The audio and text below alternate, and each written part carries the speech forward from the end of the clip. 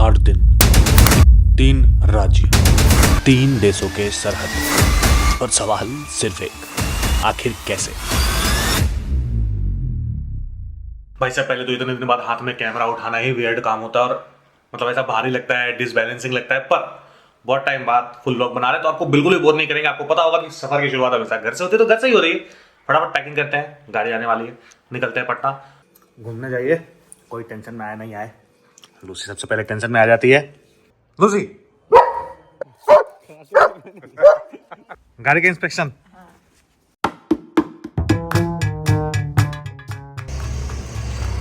राजेश सिंह सामान निकाल लेते हैं। तो राजेश सर से कितने दिन बाद मिल रहे हैं राजेश सर हम लोग? अरे हिंदी में बोलना भाई। वैसे भी देखने में थोड़ा इंग्लिश नहीं, हम लोग लिटरली मिल रहे हैं। मेरे को लगता है 2 साल मात्र, 4-5 साल कम से कम हो गया। स्कूल का गेट टुगेदर में 3-4 साल पहले गए थे ना लास्ट, उज्जवल के साथ। उसके बाद से कहाँ मिले हैं?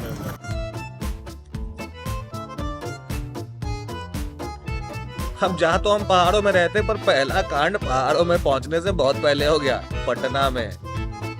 और उस कांड का पता हमें चला जब हम सुबह सुबह नींद से उठे। भाई जिंदगी में सुबह सुबह ऐसा झटका कभी कभी मिलता है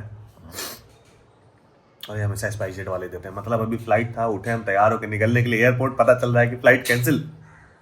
अब गुवाहाटी पहुंचना है और कल सुबह से पहले पहुंचना है। तो वैसे तो हम आज पहुंच रहे थे। अब देखते हैं दूसरा ऑप्शन क्या मिलता है। टिकट्स देख रहे हैं। भैया जिंदगी में स्पाइस जेट पे कभी भरोसा नहीं करना चाहिए। हम भी नहीं करते थे, पर एक था डायरेक्ट फ्लाइट था तो कर लिए थे। अभी दोबारा नहीं करेंगे और जा तो रहे एयरपोर्ट ही। दूसरा ऑप्शन लिए हैं, थोड़ा लंबा और एक्सपेंसिव पड़ गया, बट बेसिकली यहाँ से कलकत्ता का टिकट मिला है, कोलकाता का। और कोलकाता से आगे का टिकट दिखा है, अभी बस बुक कर लेंगे।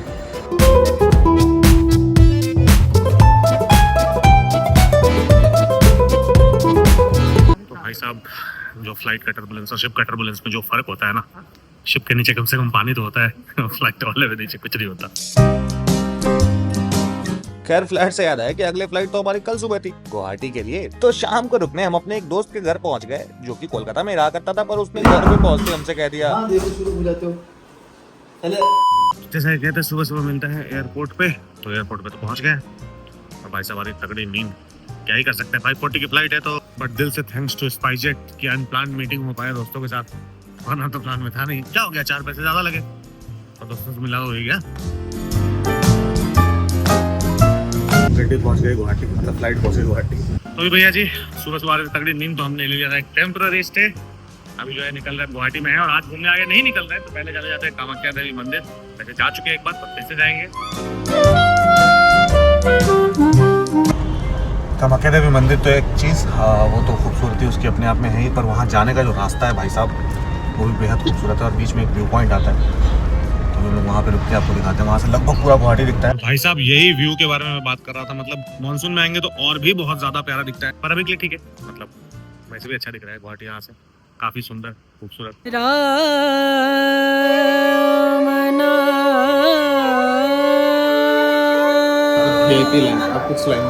भजले राम नाम सुख धाम, भजले राम नाम सुख धाम, भजले राम नाम सुख धाम।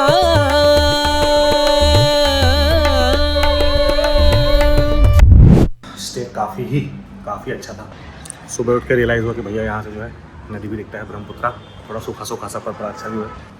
अब देरी सही, 12-12:30 तो हो ही चुके हैं। 1 बज जाएगा निकलते निकलते, पर अब क्या ही कर सकते हैं। लेट हो गया तो हो गया। 6 बजे का फ्लाइट, दोपहर 12 बजे शुरू होगा। कहाँ तक पहुँच पाएंगे आज? तवांग तक तो पहुँचना असंभव है। तो भाई फाइनल क्या हुआ, आज हम लोग कहाँ रुकेंगे? हम लोग काजीरंगा यहाँ से कितना टाइम लगेगा? बस नहीं, मतलब काजीरंगा में स्पीड लिमिट है ना। अच्छा, बहुत टाइम लगेगा। तो काजीरंगा असम में ही है ना, तो अरुणाचल घुस के रुकते हैं ना, काजीरंगा पार करके रुकते हैं ना, बॉर्डर पार करके रुकते हैं।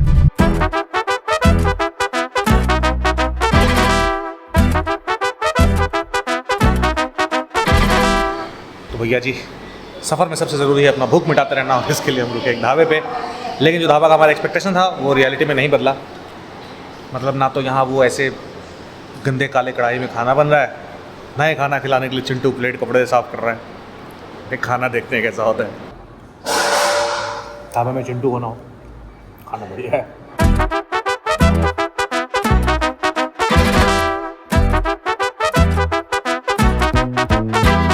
वैसे तो रात हो गई, मतलब शाम हो गई, पर भाई साहब क्या ही प्यारा व्यू मिल रहा है। गुवाहाटी बॉर्डर ऑलमोस्ट आने ही वाला है, मतलब अरुणाचल बॉर्डर। और आज प्लान है कि हम लोग दिरांग में रुकेंगे। दिरांग पहुंचते पहुंचते हम लोगों को लगभग 10:30 हो जाएगा। वहाँ पे एक स्टे बुक किया है और वहाँ से सुबह निकलेंगे तवांग के लिए। तो शाम तक तवांग नाप देंगे मतलब सेला पास वगैरह, सेला लेक वगैरह घूमते हुए जाएंगे। वहाँ से दिरांग से कितना दूर होगा? 1.5 घंटा लगेगा, लेकिन रास्ता बहुत डेंजर है। दिरांग से तवांग 1.5 घंटा लगेगा? तवांग सिर्फ 1.5 घंटा? क्या भैया, कुछ तो गड़बड़ बता रहे हैं आप। नहीं 1.5 घंटा। 1.5 घंटा में दिरांग से तवांग पहुँच जाएंगे? लगता है गाड़ी चलाते चलाते भैया का दिमाग थक गया है। और ये सक्सेसफुली हम आसाम बॉर्डर पे तो पहुंच गए हैं। भैया बोल रहे हैं बॉर्डर से 2 घंटे लगेगा दिरांग जाने में। देखते हैं। सबसे बड़ा चैलेंज है भैया कि रात को खाने के लिए क्या मिलेगा। रुकने का जुगाड़ तो हो गया, खाने का जुगाड़ हुआ नहीं। फाइनली एक राहत कुछ तो मिला, लेकिन यहाँ पे ज़्यादा कुछ नहीं मिल रहा है। जो मिल रहा है वही लेंगे। तो भैया जी ये है हमारा आज का स्टे। और लिटरली मतलब जैसे जगह है आसपास, अभी अंधेरा दिखाई नहीं, आपको सुबह दिखाऊंगा। जितना खाली सन्नाटा है उसके हिसाब से काफ़ी सही है। भाई साहब रात को तो कुछ समझ नहीं आया, सुबह सुबह सो के उठे हैं तब रियलाइज हो रहा है कि क्या ही प्यारा नज़ारा और क्या ही प्यारे से जगह पे रुके यार। देखो देखो देखो,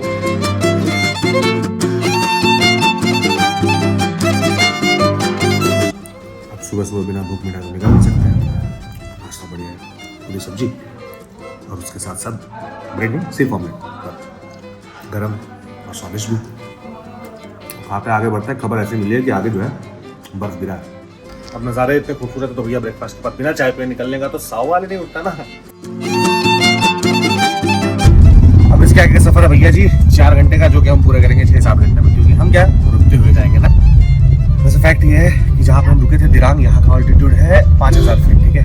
और जहाँ हम जा रहे हैं तवांग और उससे ऊपर बुमला तक जाएंगे तो वहाँ का ऑल्टीट्यूड है 15000 फीट, यानी कि 5 किलोमीटर सी लेवल से ऊपर। तो टेम्परेचर, लैंडस्केप, हर चीज़ ड्रास्टिकली चेंज होने वाला है।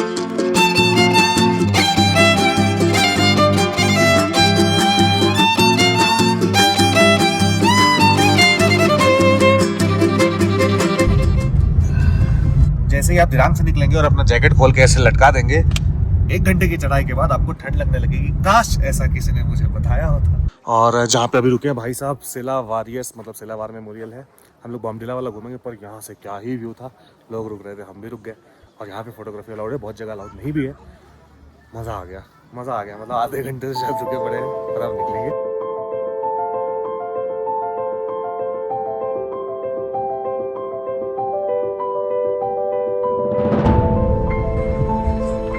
और फाइनली भैया जी बर्फ दिखना शुरू हो गया हमें। क्या ही नजारे।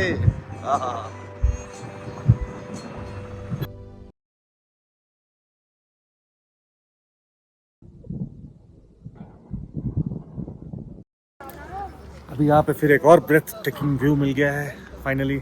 ये है सेला टनल भाई साहब, ये है टनल। और इसको पार करते ही वक्त हालात, जज्बात, नज़ारा सब बदल गया, एकदम बदल गया। एक पल के लिए तो ऐसा लगा मानो हम कश्मीर आ गए हो, अरुणाचल नहीं।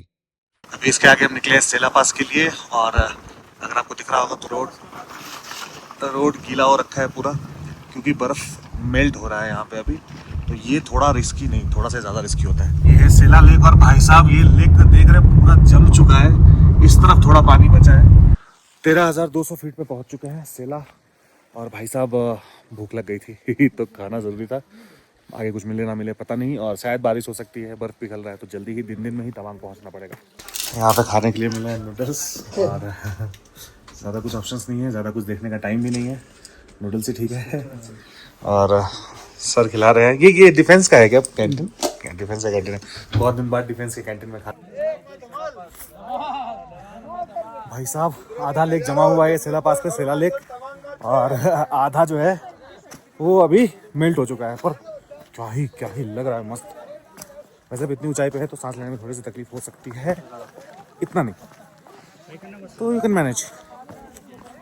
पेट भरा रखना वरना ठंड ज्यादा लगेगा। अब इतनी देर से हम अरुणाचल में घूम रहे हैं और आपको ये बताया नहीं कि लैंड ऑफ राइजिंग सन कहते हैं इसको, मतलब कि पूरे देश में सबसे पहला सनराइज अरुणाचल प्रदेश में ही होता है। पर इन खूबसूरत वादियों के साथ साथ हम यहाँ कुछ और भी देखने आए थे, कुछ ऐसी चीजें जो आपको भावुक कर देंगी। हमारे देश पे जब बार बार चीन से हमला हुआ तो हमारे कई सारे वीर यहीं शहीद हुए और इसलिए आपको यहाँ पे काफी सारे वार मेमोरियल्स मिलते हैं। पर हम सिर्फ इन वार मेमोरियल्स तक भी नहीं रुकने वाले थे, हम जाने वाले थे साक्षात चाइना बॉर्डर। और ये रास्ते में एक जगह रुके, जांग वाटरफॉल जाते जाते भाई साहब क्या ही खूबसूरत नज़ारा है। यहाँ तक महसूस हो रहा है पानी के छींटे भाई साहब बकायदा। ओ हो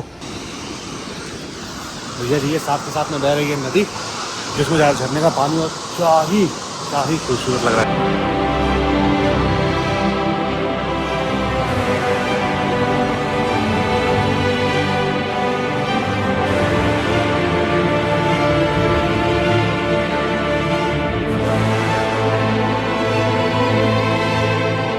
आज का स्टे और 7:30 बजे मिलेगा हमको बोनफायर और ये आगे चल रहा है और हम आग सेक रहे हैं। जाकर रूम्स कुछ ऐसे दिखते हैं भाई साहब, तो not the best but view बहुत अच्छा है जो कि आपको अभी दिखने वाला नहीं है ना मुझे दिख रहा है।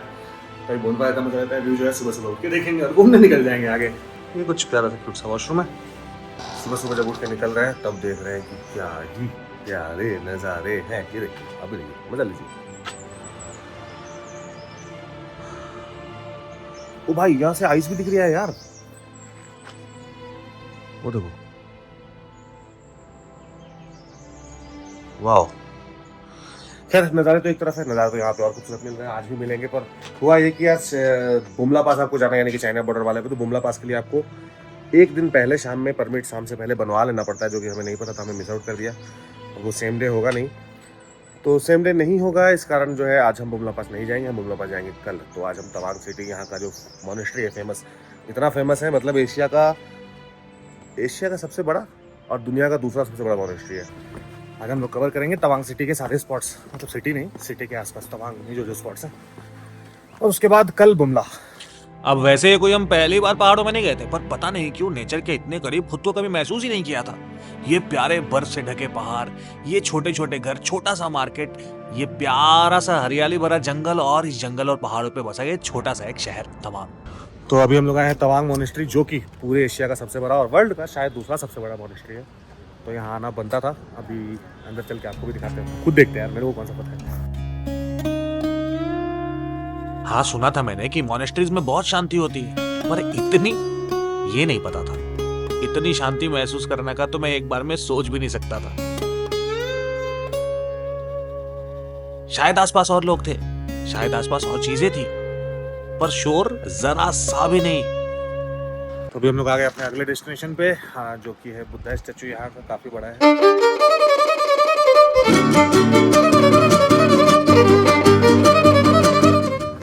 तो अभी हम लोग हैं तवांग के ही एक मार्केट में, क्योंकि भूख लग गया था, दोपहर हो गया था, तो खाना खाना जरूरी है। और खाते खाते ये भी जरूरी है कि होटल बुक कर ले, क्योंकि अगर होटल बुक नहीं करेंगे भैया जी तो कल के लिए पास नहीं बनेगा बुमला के लिए, क्योंकि होटल वाले ही बनवा के देंगे और फिर लोकल टैक्सी भी बुक करना पड़ेगा। तो ये एक जो बहुत टाइम से रेस्टोरेंट दिखा नहीं था, अब दिखा है, तो ऑर्डर किया मैंने।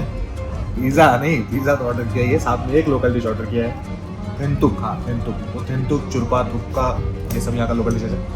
तो हमने इसमें से एक ऑर्डर किया है, अभी आता है तो टेस्ट करिए। तो ये है इनका थेंतुक, जिसको खाने के लिए 2 चम्मच का इस्तेमाल करता है, एक फोक का और एक सूपी, क्योंकि ये बहुत सूपी है, एक सूप स्पून का भी यूज़ करना पड़ता है। दिख के तो हेल्दी लग रहा है, बाकी देखना। पिज़्ज़ा खाने के बाद भी अच्छा लग रहा है, अच्छा तो बेसिकली ये फ्लैट जो आपको दिख रहा है ना, ये इनके हैंडमेड नूडल्स है। मतलब आपने फ्लैट नूडल्स जिंदगी में देखोगे, पर इतने फ्लैट कभी नहीं देखे ना। बेसिकली आज घूमते घूमते हमको तवांग में ही शाम हो गया, ज़्यादा कुछ घूमने नहीं जा पाए, पर आगे के लिए जो पास बनता है बुमला के लिए वो इंपॉर्टेंट है। तो कल के लिए दूसरी गाड़ी बुक है, क्योंकि आपको लोकल गाड़ी लेनी पड़ती है, होटल वाले ही अरेंज कराते हैं। तो कल आएगी सुबह सुबह स्कॉर्पियो एन, क्योंकि वहाँ की थोड़ी हाइटेड गाड़ी चाहिए, और उससे हम जाएंगे बुमला पास, माधुरी लेक, जिसका एक बहुत तगड़ा हिस्ट्री जो कल बताएंगे। और एक कुछ तो लेक है पांगसो प्रांग, पता नहीं क्या, कुछ तो अजीब सा नाम है, पढ़ के बताएंगे। मॉर्निंग बडीज, जैसा कि आपको दिख रहा है भरपूर हो रहा है, और ये हम तवांग में हमारा दूसरा दिन है। और प्लान तो यही है कि आज बुमला पास और माधुरी लेक और सिंह, तो पता नहीं कुछ तो एक नाम है, नीचे लिख दूंगा आगे। तो 3 स्पॉट्स हमें कवर करने के। इतने फॉग में गाड़ी चलाने में कितना तकलीफ होगा, क्योंकि कुछ भी नहीं दिख रहा है थोड़ी दूर का। तो गाड़ी हमारी आ चुकी है, तो चाय पी के बस सीधा। अब तवांग से बुमला की ओर निकलते ही हमें बर्फ दिखने शुरू हो गए और खराब रोड भी, और हमें यही डर था कि गाड़ी ना अटक जाए। और तभी गाड़ी अटक गई, तो थोड़ा सा रिवर्स जाके आगे जाना पड़ेगा क्योंकि वहां पे कीचड़ है। अब भले ही हमारी गाड़ी फंस के निकल गई, पर इसका यह मतलब नहीं था कि सड़कें ठीक हो गई थी। सड़कों का हाल अब भी वही था। पर हाँ, मौसम ने अब हमारा थोड़ा सा साथ देना जरूर शुरू कर दिया था, क्योंकि कोहरे छट रहे थे। अब बस बादल और बर्फीले पहाड़ों का संगम देखने मिल रहा था। और बीच बीच में ये आर्मी के कैंप देख के हमारे मन में और जोश भर ही रहा था बॉर्डर की तरफ जाने का। तभी हमें दिखा एक मंदिर, और जैसे ही भगवान का आशीर्वाद दिया, किताबों के बाहर पहली बार याक भी दिख गया हमें। और इन चीजों को देखते हुए हम सीधा पहुंच पड़े बुमला चाइना बॉर्डर। 15,200 फीट की ऊंचाई पे हैं हम लोग इस वक्त, और अभी यहाँ से आगे आप कैमरे का यूज नहीं कर सकते हैं, तो यहीं तक लास्ट है। हाँ, तो सांस लेने में तकलीफ आपको हो सकती है, पता नहीं, मुझे इतना फील नहीं हो रहा, पर हाइट बहुत ज़्यादा। सोचो भाई, थोड़ी देर में हालत ख़राब हो जा रही है। अंदर गए थे हम, पर क्या कि कैमरा अलाउड नहीं है, तो ऑब्वियसली कुछ रिकॉर्ड नहीं कर पाए। पर बड़ा अच्छा लगा, मतलब हमारे सेना का इससे मोटिवेशन बना रहता है। सीरियसली सही बात है, चाइना तरफ से कोई अलाउड नहीं है उनके बॉर्डर पे, बट हमारी तरफ से इंडियन सिटीजन अलाउड है। दो में से एक बॉर्डर है जहाँ पे हम अलाउड हैं, इसमें से एक ये है और एक नाथुला है। तो मज़ा आ गया, बहुत अच्छा लगा। इतनी देर में हमारी फट गई, तो सोचो बॉर्डर पे ये जो हमारे सिपाही दिन रात पकड़ा दे रहा है, इससे भी ठंडे मौसम में उनका क्या ही होता होगा। अब जब बुमला पास से माधुरी लेक के लिए निकले तो रास्ते और ज्यादा खराब होते गए, मौसम भी खराब होने को लगा। पर सबसे खास बात ये थी कि इस लेक का नाम तो कभी माधुरी लेक था ही नहीं, इसका नाम था सेंगस्टर लेक। अब चूंकि कोयला मूवी की शूटिंग यहाँ हुई, लोगों ने इसका नाम माधुरी दीक्षित के नाम पे माधुरी लेक रख दिया। पर हाँ, इस बारे में एक भयंकर बात भी थी, ये लेक कभी एक ग्रेजिंग ग्राउंड हुआ करता था, और बस एक अर्थक्वेक ने इस जगह का पूरा नक्शा ही बदल दिया और ये लेक बन गया, जिसके कारण आपको पानी के अंदर से आते हुए ये पेड़ दिख रहे होंगे। वैसे शायद अगर आज कोहरा नहीं होता तो इस जगह की खूबसूरती का हम और भी मजा ले पाते, पर चूंकि आज कोहरा था, हमने कहा पहले पेट पूजा कर ले भैया। भाई यहाँ कैफे में कॉफी मिला, ठीक है, मैगी मिला, ठीक है, लिट्टी चोखा मिल रहा है भाई।